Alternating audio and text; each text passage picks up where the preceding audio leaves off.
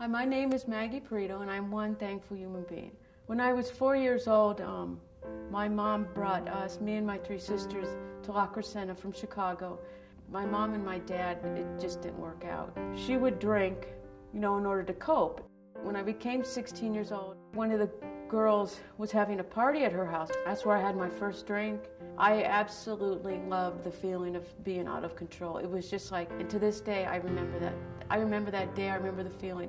After that night, and when I woke up the next morning, and I was absolutely hooked. I also started to drink and drive. I mean, I would get a 6-pack, a 12-pack, put it on my front seat, and I would be on the freeways ripping and roaring. And I used to say before I got in the car, God, I don't want to live this life, but I can't kill myself, so you do it. I had this friend. She took me to Christian Assembly. In 1991, January of 1991, I committed to coming to this church. But I also continued to drink.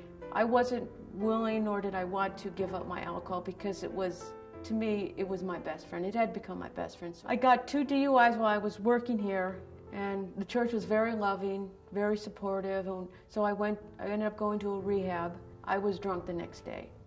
And the church was loving me, writing me letters, loving me, but I was not ready. I was not ready to quit. Finally, in '97, right after Easter, I got my 3rd DUI. The church finally said, we can't do this anymore, and I was fired. And I tried another rehab. It was a 90-day rehab, and I left after 45 days. I didn't want to stop drinking. I fled to Colorado, where my mom lived, and then I got in trouble there. I continued my drinking. I continued my driving. I was now drinking on the streets. I had graduated to drinking on the streets. And then I progressed to getting arrested on the streets, fighting with the cops. It was just a horrible, and then I just kept going from California to Colorado. The more I got arrested, the more comfortable it was. It was like, this isn't so bad.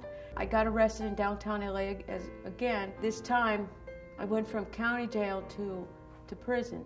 When I got there, I immediately got a Bible, and I was reading every day. And I learned that the more you read the Word, something happens to you. Like, I just became on fire for God. I wanted to read more and more and more.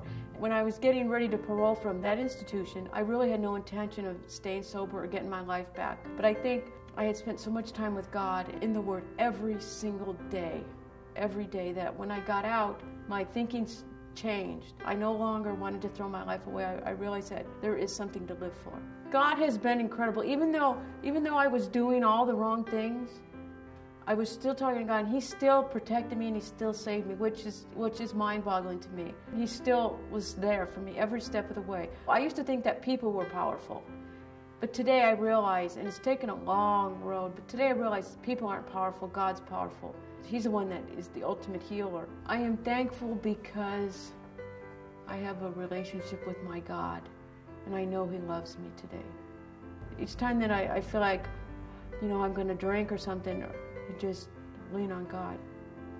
I am very thankful for CA. They have loved me in spite of myself. They gave me a second chance to start building my life back, and they've given that to me, and I am eternally grateful.